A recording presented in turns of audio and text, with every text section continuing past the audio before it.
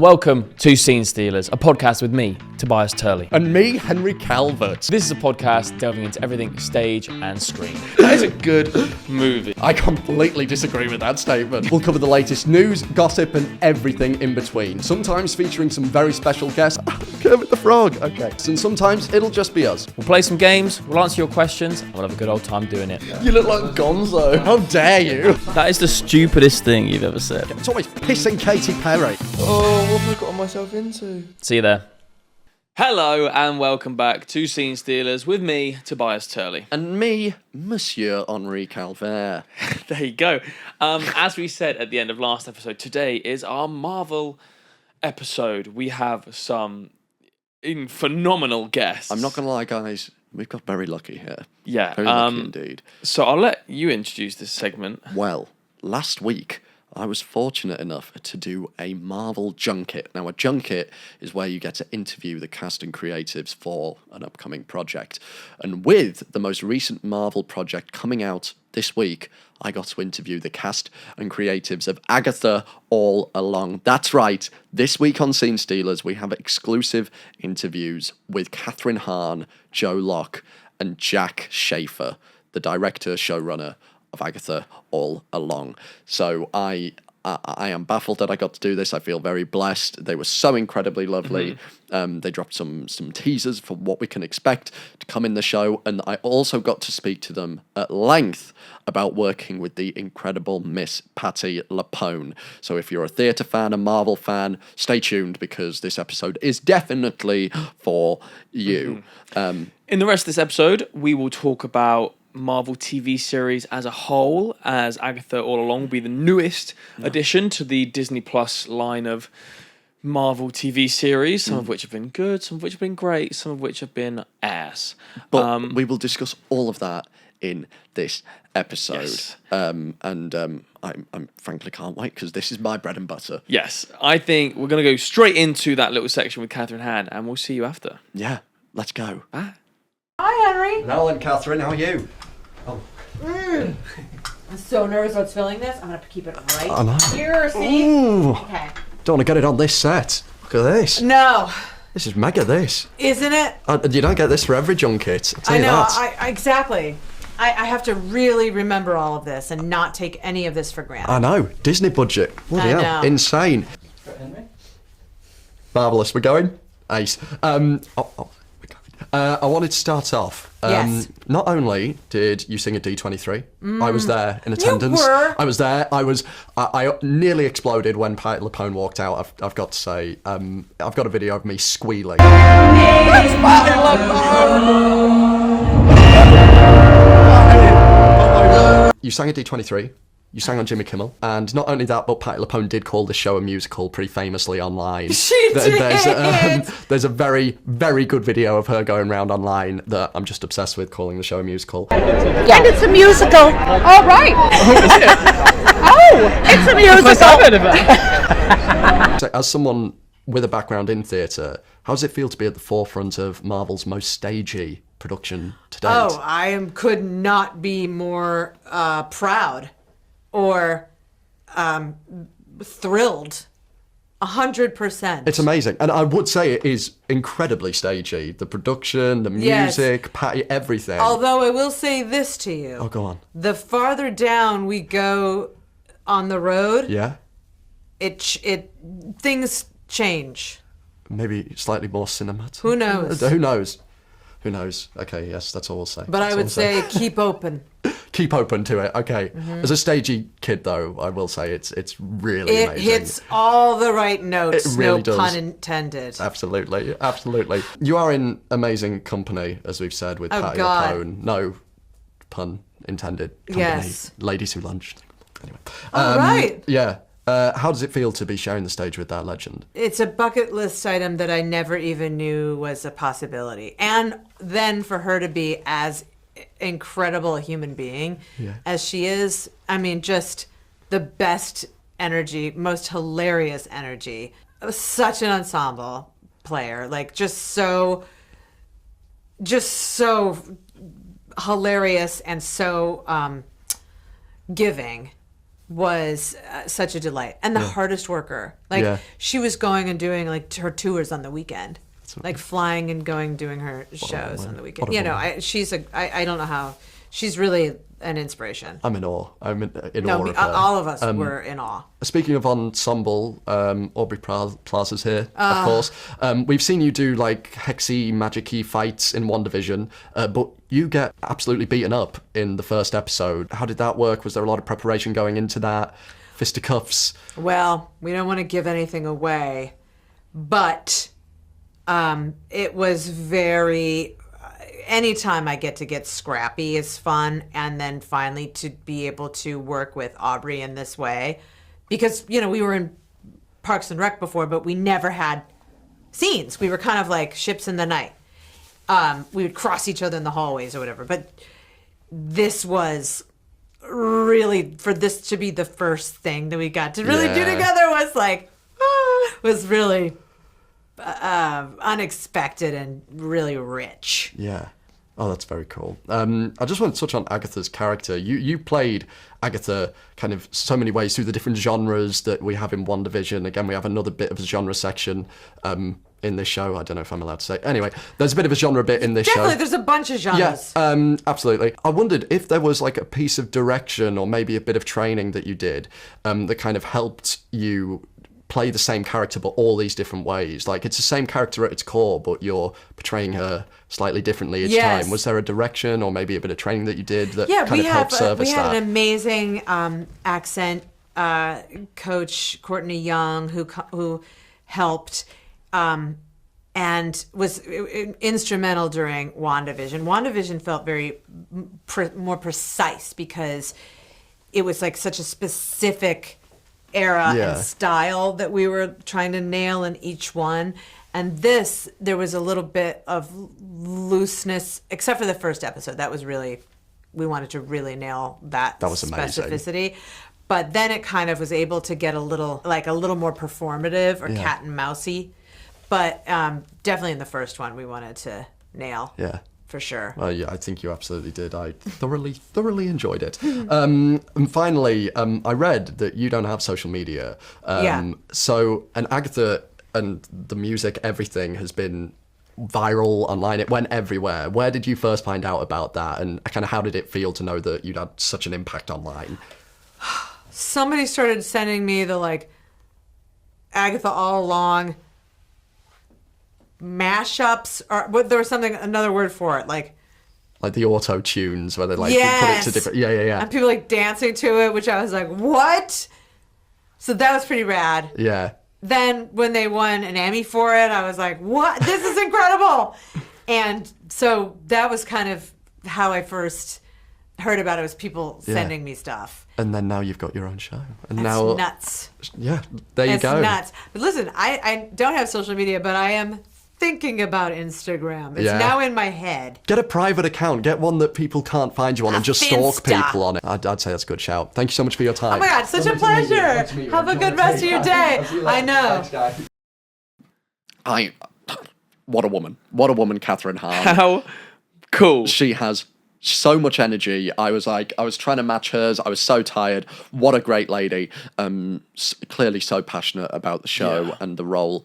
And then up next, we've got an interview with Joe Locke, star of Heartstopper, and now Agatha All Along, playing Sweeney Todd on Broadway. Sweeney Todd on Broadway. We spoke about that as well. There you go. Let's get straight into it. Right, Joe, pleasure to meet you. Nice to meet you. I want to start off by saying that, like, people our age, we grew up with Marvel. Yeah. You've said before, big fan of the series. I wondered, what were some of your favourite Marvel projects, and how does it feel to be a part of that legacy now? Yeah, I think my favourite Marvel film is Black Widow. I love that film. I love, like, I love, like, the deep dive in the characters. Yeah, Florence Pugh, David Yeah, Harbour. and also Florence Pugh is so good in that film. She is. I can't wait for Thunderbolts. Oh, I'm so excited for it. They'd started filming that just after we finished, so I was like, one day they were on the same set as us, so I was trying to like sneak in and look at their sets. They'd be like, go away, and I was like, well, I just want to have a look. That's amazing. And how does it feel to be a part of the MCU now? I mean, incredible. It feels very pinch me and sort of not really real, but it's I feel like it's every kid's dream. Every kid's dream, yeah. That's amazing. So living it. Yeah. Speaking of pinch me moments, I had the privilege of being a D23. And when I saw you guys and Patti Lupone walk out, I nearly exploded. As someone who's been in Sondheim shows and someone who looks up to Patti, how did it feel to kind of share the stage with her and also sing with Miss Patti Lupone? Crazy. There was the day before I was like so nervous, and I had sweaty palms, and she was like, "Doll, me too." And I was like, "Okay, if Patti's nervous, she calls everyone doll. It's great." Oh my days. If Patti Lupone's nervous, then I'm allowed to be nervous. Yeah. But also, like, if Patti Lupone's nervous, then shit, this must be like this is terrifying. Yeah. There's like 18,000 people there. Yeah. It was an amazing, fun experience. I actually ended up miming the whole thing though because I couldn't find my note. I was watching because I was like, are they singing live? I was trying to figure out. Patti definitely was. Yeah, I could hear Patti. I could see her. Because we had in-ears in, and Ali was singing the same harmony as me. So I was like, can you turn Ali up in my ears? But they turned Ali up and turned the music down. So I couldn't. I just like, I have no idea where we are right now. Wow. So I just started miming it. But you know what? What an experience. Yeah. That must have been so cool. It was fun. I just wanted to touch briefly on Sondheim. You did Sweeney. Yes. Is there any other Sondheim shows that you want to do? I'd love to do Company. I love that. I'd love to do Follies is a great show. Oh, there's so many great songs. Merrily. Did you get to see Merrily while it was on? I did. I went to see it twice. It was amazing. I think that's such a hard show to do. Famously a hard show to do. Yeah. So I loved it. I'm gutted. I missed that. Anyway, I'm a huge. It though, so. I'm a huge fan of all of the kind of genre-specific stuff in this show. Do you have a favourite kind of haunted house genre-specific moment? Ooh, I love the episode 5 stuff. The one I haven't seen. The one I haven't seen. They haven't shown you. I was a big fan of the Bob.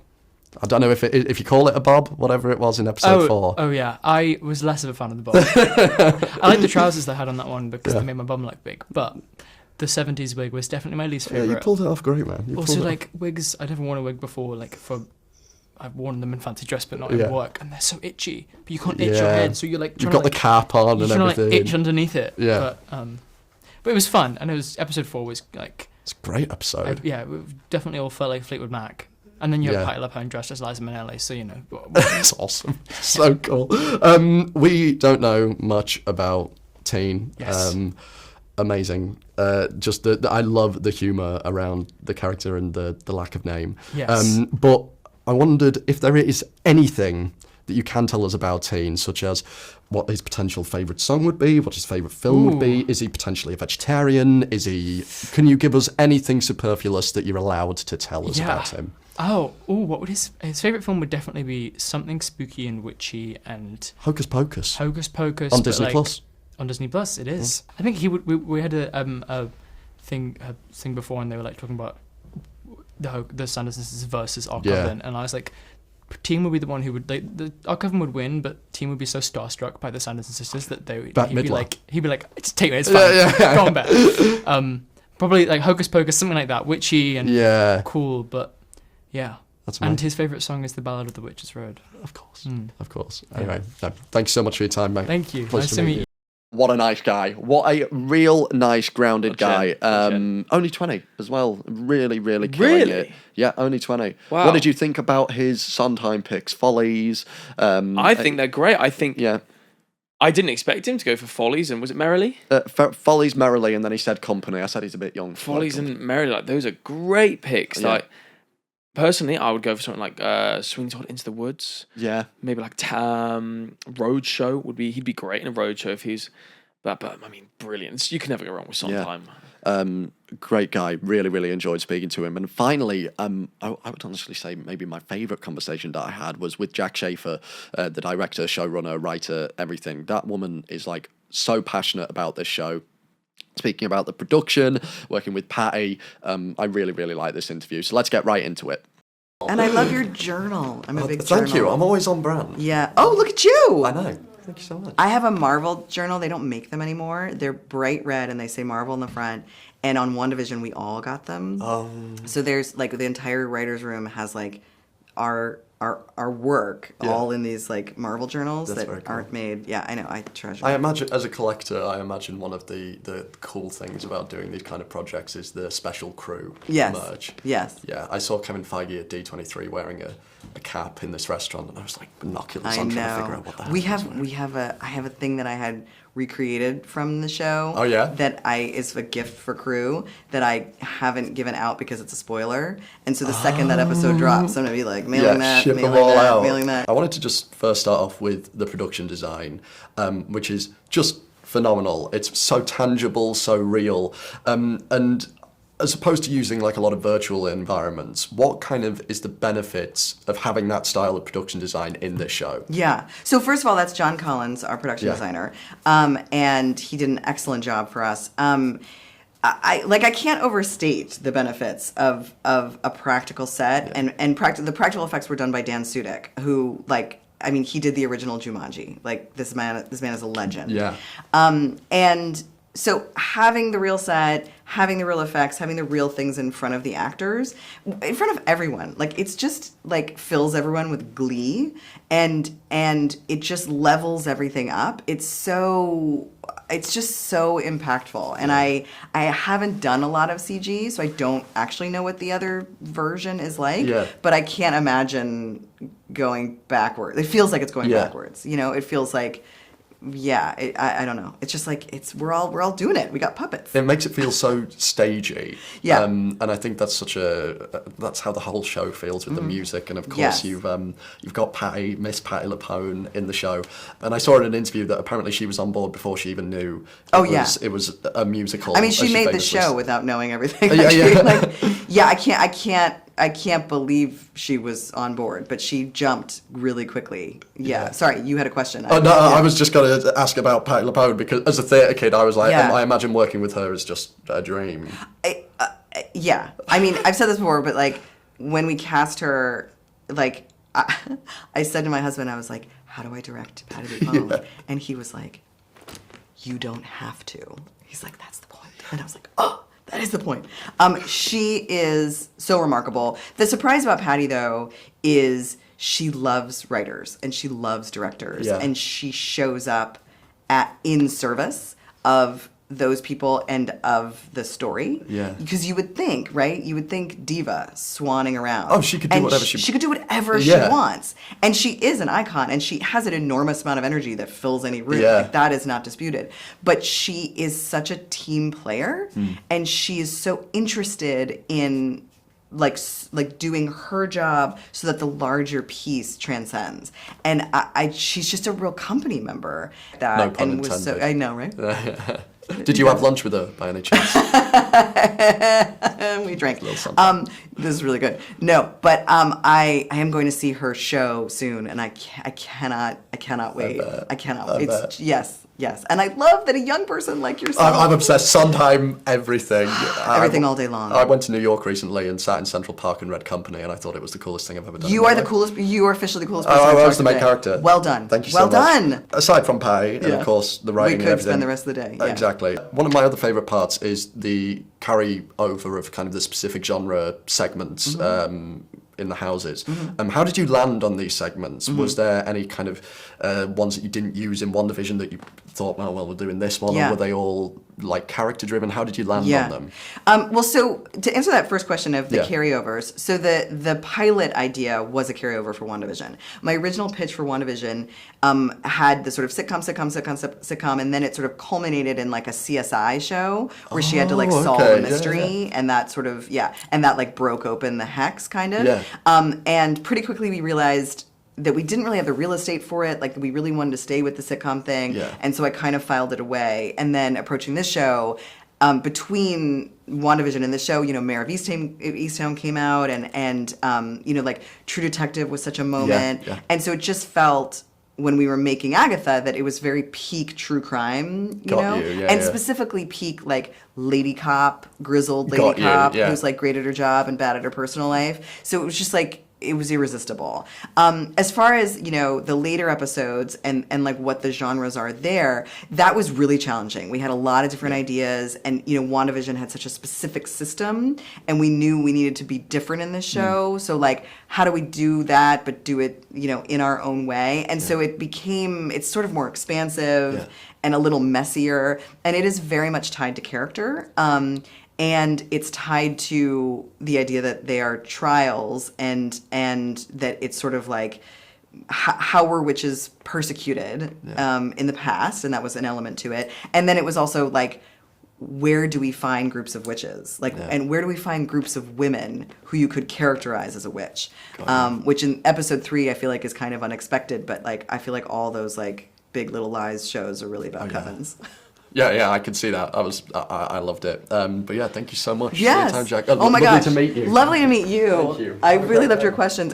Well, those were my Agatha All Along interviews. I frankly can't believe that I got to do that. It's amazing. And we've had, not only have we had James from Pulp Kitchen on the podcast now, but we've also had Marvel stars on the podcast.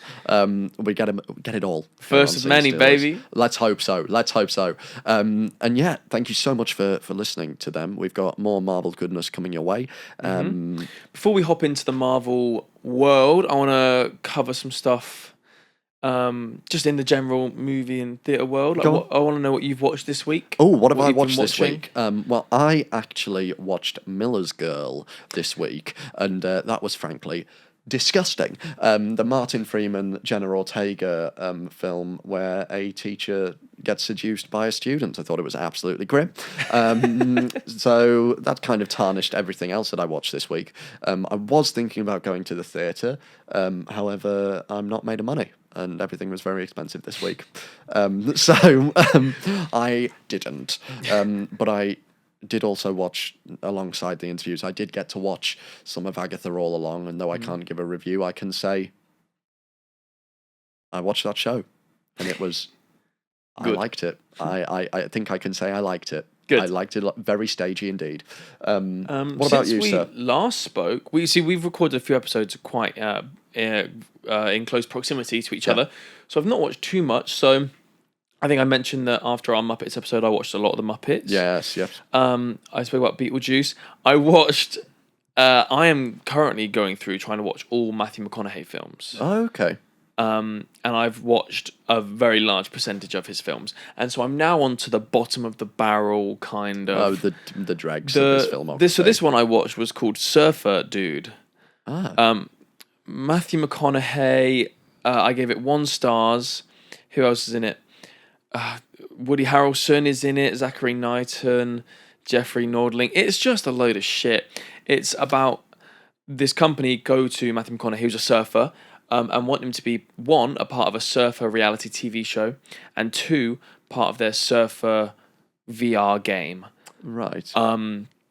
And it just sucks. And then it goes through a drought of about 40 days with no waves, and Matthew McConaughey's losing his mind because he can't surf, dude. Oh, God. And he hits the Matthew McConaughey, yeah. All right, man. He's just, oh, God, it's a real bad movie. But Matthew McConaughey's still pretty good in it somehow. I watched Wedding Crashers. Yeah. The Great Gatsby for the first time. Very cool. I rewatched The Incredibles at brilliant. work. Phenomenal. Just an incredible movie. And I rewatched Ocean's 13 again. Oh, one of your faves. Yeah, I had to. Brilliant. Those are great shouts. Yeah. What have you guys been watching this week? Out or now? To tell you what I do want to watch, which came out recently, is Sing Sing. But trying to find a cinema that plays that film is like near as damn it impossible. Yes, I really want to watch that. It looks great. I've heard amazing reviews. Yeah. Yeah. I think also the week that this comes out, White Rabbit, Red Rabbit will be on, I think, in the West End. Will it? I think it might be a bit later on in the year, but that's a really interesting thing to talk about. It's at Soho Place, and I think it runs for about 2 months, and an actor or an actress, no actor, Yeah. I don't know. An actor will rock up with no rehearsals. They'll get given the script as soon as they arrive. They'll walk on the stage and they'll do the play to a sold-out audience. Yeah. with no knowledge of what was coming before. And it's very interesting. The cast that they've got each night is a different performer, and the lineup is insane. To name a few: Miriam Margolyes, Stephen Merchant, Catherine Tate, Toby Jones, Matthew Bainton. There's the lead in One Day, that Netflix show. There's one of Paloma Faith. Yeah. There's loads of big names. Yeah. Insane lineup. Even if you can get a ticket for that, I'd highly recommend it. If you can, I don't know, it might have sold it just out looks at like this something point. so interesting. I've never kind of heard that idea before. It sounds so cool. Everyone will do it so differently. Yeah. I don't know whether they get the same script or whether every person gets a different script. You'd almost want to go and watch a few. I was going to say it's probably worth going to see one or two. Yeah, so, that would be really cool. We I might should try and go, get myself to see that. Yeah. But yeah, that's kind of what we've been up to, what's been going on. And yeah, should we get right into some Marvel chat? I think we should. Let's do it. Let's dive in. Right, Marvel TV had a bit of a tumultuous time with itself. Started with WandaVision, which I've got to say I thoroughly enjoyed. And then I think we got Falcon and the Winter Soldier in that first wave as well. I think it went WandaVision, Falcon and the Winter Soldier, that was second. Falcon, Moon Knight. Loki. Oh, Loki, Moon Knight. And I must say, on the whole, I did enjoy that first wave. The first wave was great. WandaVision was brilliant. Wasn't huge on Falcon and the Winter Soldier, No. I'll be honest. But really like WandaVision, and I'm really liking how Agatha is kind of carrying on that. Yeah. Moon Knight I really enjoyed. The first season of Loki was great. I mean, the second season obviously comes later, but really good as well. And I've got to say, in that first kind of wave as well, I really liked What If.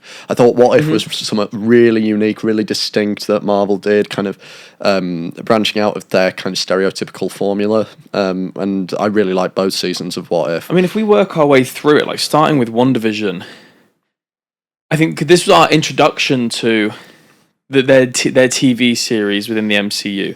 I think they did it really well. I do as well. I think I liked how they released it weekly, like they didn't just dump it on us. Yeah.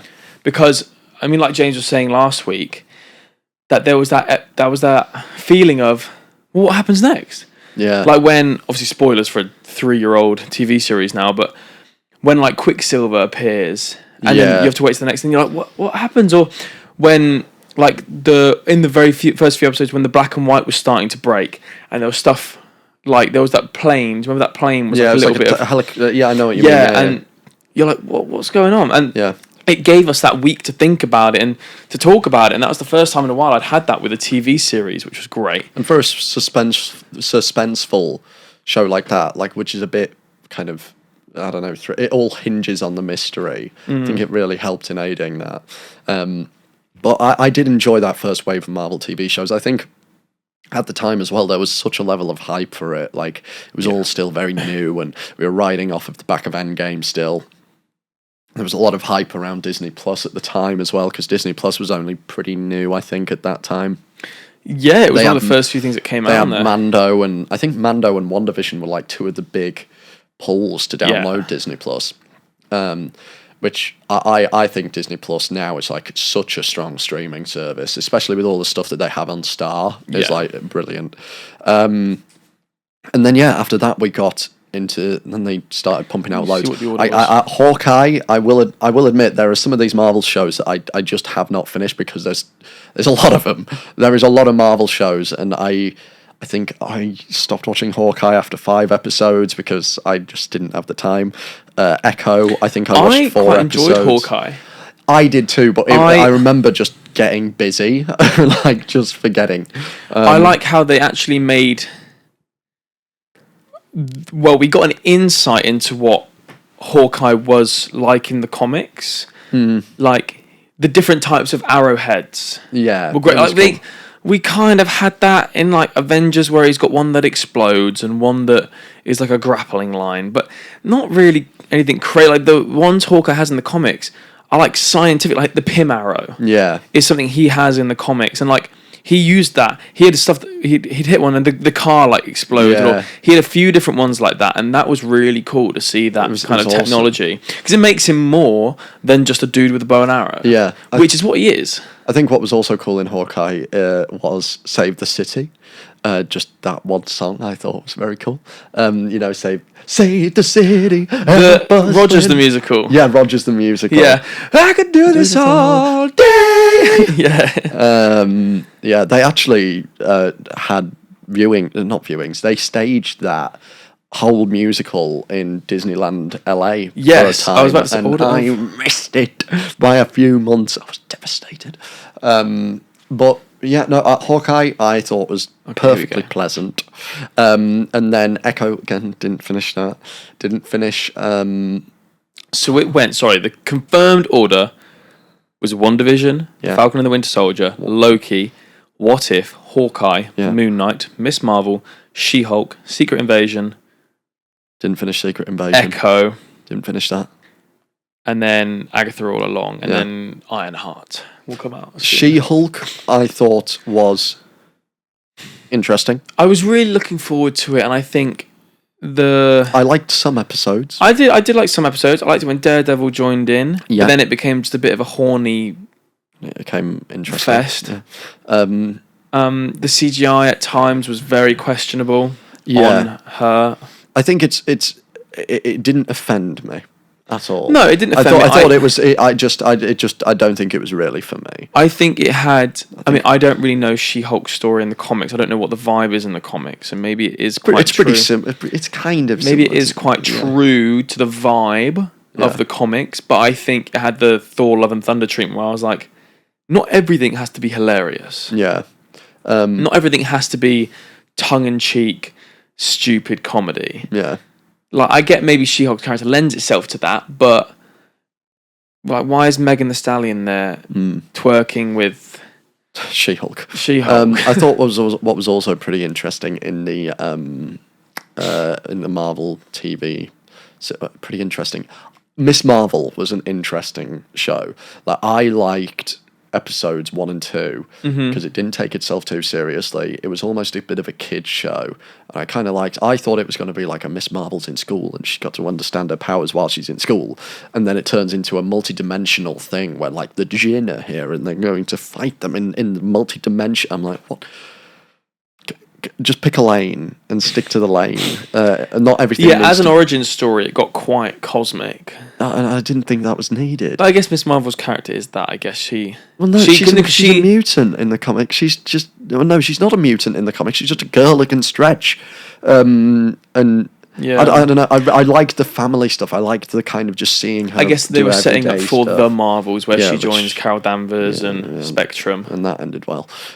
Great movie. But no, I don't know, the TV shows with Agatha. I can see Agatha doing well because it's a return to form, back to WandaVision. It's got that kind of. I don't know. I can't actually say much. I don't know what I can say, so I'm not going to say anything. But Agatha's good.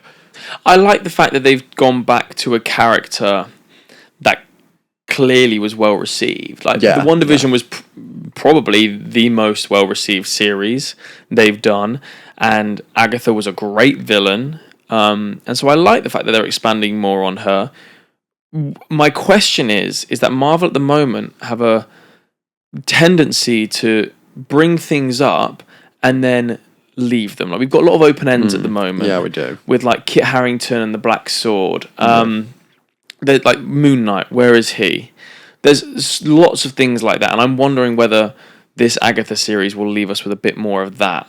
Like, are they going to actually do something with Agatha in the future, or are they just making this series for the hell of it? Yeah. I don't know what. That was a question as well. Like, what do you think? I see a future for I see. They set Agatha up really well in WandaVision, and I think giving her own show is a good call, and she has stuff to do. Okay. I mean, you know more than I, so I won't peer too much, but maybe when the full series comes out, we will talk about it. Yeah, we'll talk about it. We can, as soon as the review embargo lifts. I just need to double check like when that is and what I can talk about. Yeah. But yeah.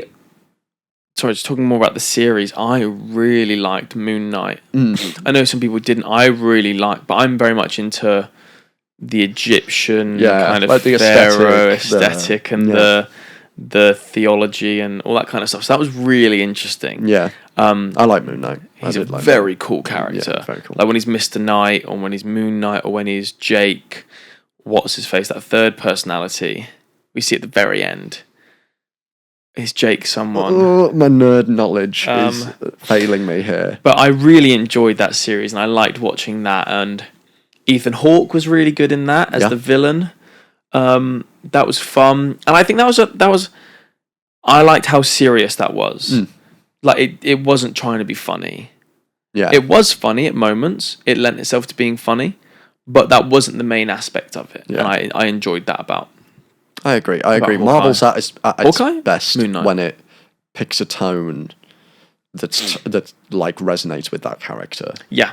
I'm a fan of. I do like Moon Knight. I do like Moon Knight quite a bit. I really hope we see Moon Knight again. I'm sure they'll pull him out for Secret Wars. It would be obscene if they did. It would be so silly not to. Yeah. Because they've got like a vast catalogue of new characters they've introduced now. Like now they've retired a few of the original Avengers. They've got to fill out a roster somehow. Oh, and they absolutely will. Yeah. Like the new Avengers have some stacked characters. Yeah. So I really hope they use them wisely and not just throw them out whenever they need to.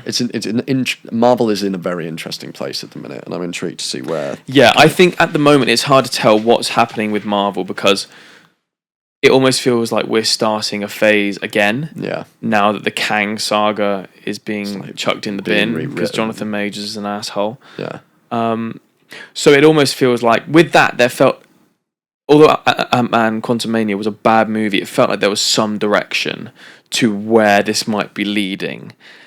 But now that's in the bin, it almost feels again like we're restarting. Yeah. And there's just nothing for us to grab onto because the Marvels didn't really set up something major apart from the post-credit scene.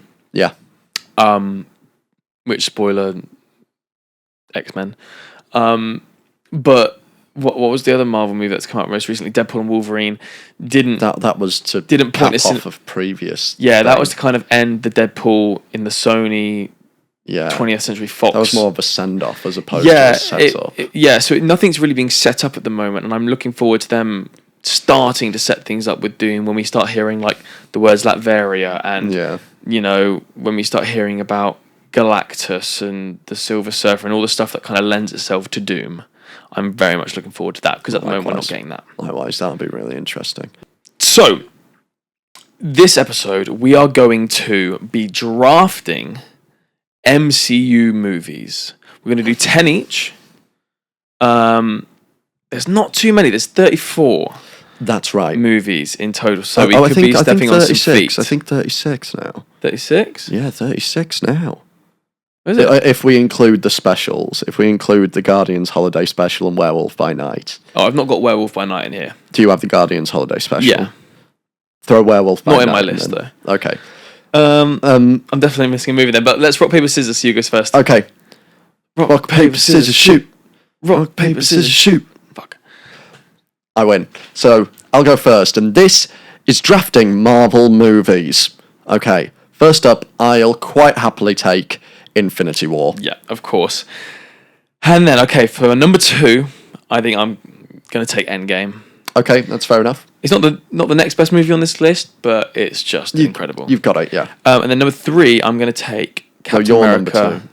This is your number. Oh, yeah, sorry, my number 2. And for number 2, I'm going to take Captain America Winter Soldier. Strong choice. Strong choice. I can see that. Okay.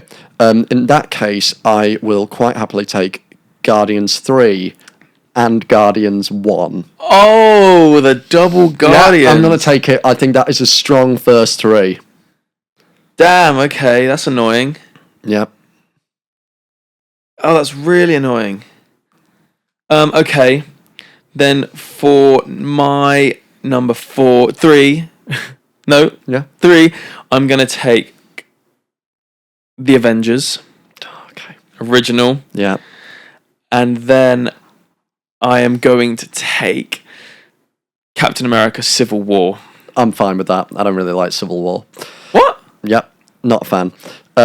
I will take as my number 4 Thor Ragnarok.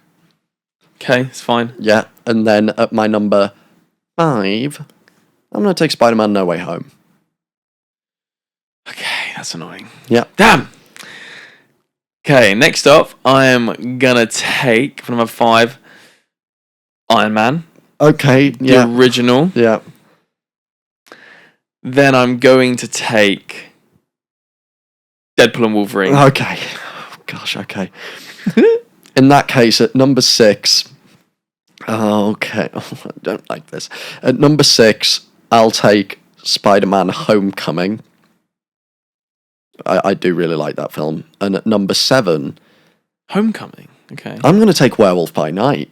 Oh yeah, Yeah, I'm going to take Werewolf that was by good. Night. I enjoyed Werewolf. I think by that's a Night. good ass show. This is my number 7. Yeah, for number 7, I'm gonna take Avengers: Age of Ultron. Dead ass film. No, it's not. James Go on. Spader as Yeah, Ultron. Come on. You say whatever. And then I'm going to take. Did you take Far From Home? No. I'm going to take Far From Home. All right. I like Jake Gyllenhaal as Mysterio. Okay. At number 8, I'm going to take Guardians 2. I'm going to take that entire trilogy.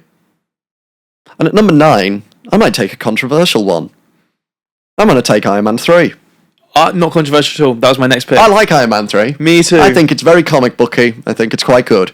Yeah. Right, go on. What I have you like got that. left? What was that? What was it called at the very end where he goes, the homecoming party or something? Yeah, with Where they all fly in. Yeah, it's so cool. It's Very such cool. a comic book. Next up, I'm going to take Black Panther. Yeah. And for my final pick, I'm going to choose Shang-Chi. Okay. For my final pick, I'm going to take Wakanda Forever. Really? Yeah, I think Wakanda Forever is pretty strong. Okay. So let us know what you think. Who won? I don't know. I had all the Guardians movies. You did. You stuffed me there by picking 3 and 1 at the same time. Boom, boom. Gotta just keep Let us winning know these who jobs. won. Yeah, let us know. Thank you so much, everyone, for listening again. That was our Marvel. This is a bit of a Marvel TV episode, let's call it. Yeah, Yeah. bit of a teaser of our opinions on Marvel. I'm sure when there's a big film release, we can delve a bit further into our thoughts about the films. That'll be a big one. My belly's rumbling. But yeah, thank you so much for tuning in. I hope you enjoyed those interviews. If you did, let us know what you thought about what they said. Show some love for the interviews online because we would love to keep doing them. And we'd love to keep getting some more big names for you because I cannot believe we just had Kathryn Hahn and Joe Locke. Yeah, very lucky. On the podcast. What the hell? Yeah. Make sure to follow the podcast, Scene Stealers Pod, on TikTok, same on Instagram. You can follow me at Tobias.Turley and Tobias_Turley on Instagram, TikTok, whatever. And you can find me everywhere at Henry Dot or Henry_Calvert. Thank you so much again for tuning in, and we will see you very shortly next Monday. Goodbye, everyone. Bye, everybody. See you there.